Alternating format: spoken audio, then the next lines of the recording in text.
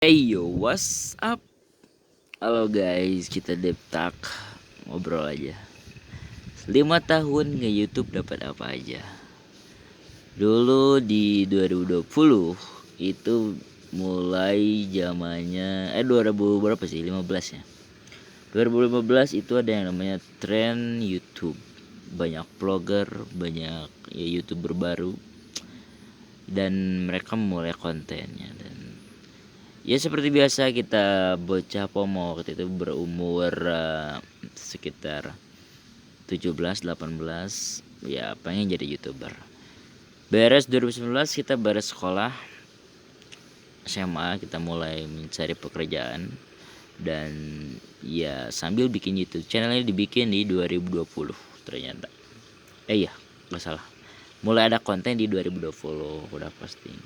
Tapi ya namanya masih mencari jati diri. Ngonten itu mungkin ya nggak serius ya, mau serius tapi masih bingung dan masih cari pekerjaan karena belum ada penghasilan. Dan akhirnya 5 tahun berlalu sampai sekarang 2025, akhirnya YouTube ini dapat apa? Dapat hikmahnya. Tidak ada pertumbuhan. Mungkin ada konten-konten yang sedikit bermanfaat, ada yang nonton juga, tapi ya kebanyakan masih di bawah 100 atau 100 ke atas, dan juga tidak menambah skill ya selama 5 tahun itu karena bekerja dan akhirnya tidak belajar mengedit, tidak belajar memegang kamera lagi, mungkin karena fokus pada pekerjaan yang berjualan ya. Jadi sudah ketinggalan zaman.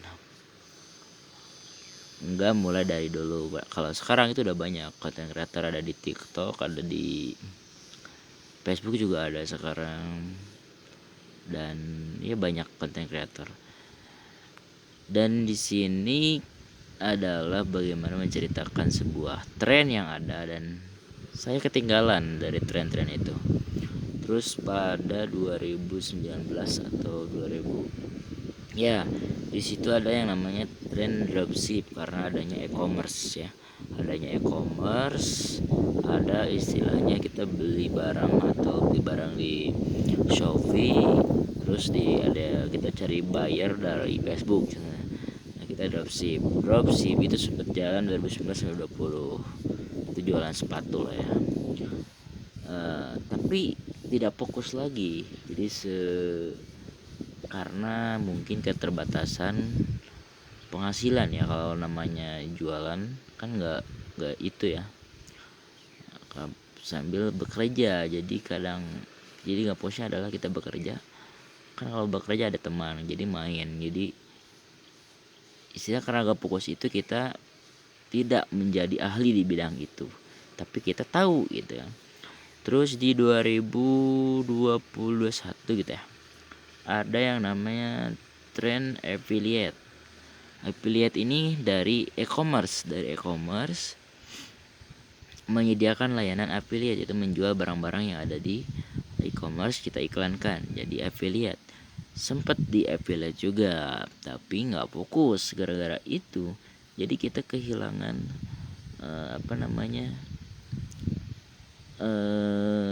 keahlian atau penghasilan dari situ gara-gara nggak fokus.